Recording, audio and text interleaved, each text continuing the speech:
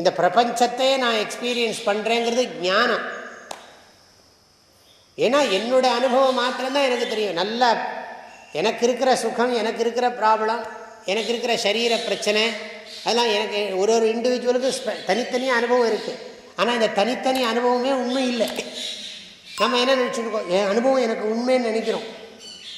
என் உடம்பு எனக்கு உண்மை, என் உடம்பில் இருக்கிற முழங்கால் வலி உண்மை, முதுகு வலி பரமசத்தியம்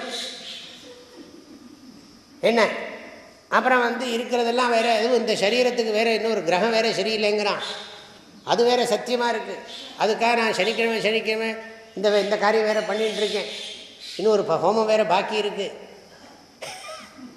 இப்படியெல்லாம் இது அவ்வளவு சத்தியமாக பிடிச்சுட்டு இருக்கோமே இந்த ஸ்தூல சரீர அனுபவத்தை.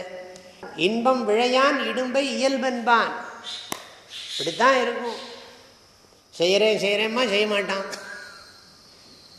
அப்புறம் உடனே நமக்கு கோபம் வரப்படாது, வாட்டுக்கு சரி போயிட்டே இருக்கணும்.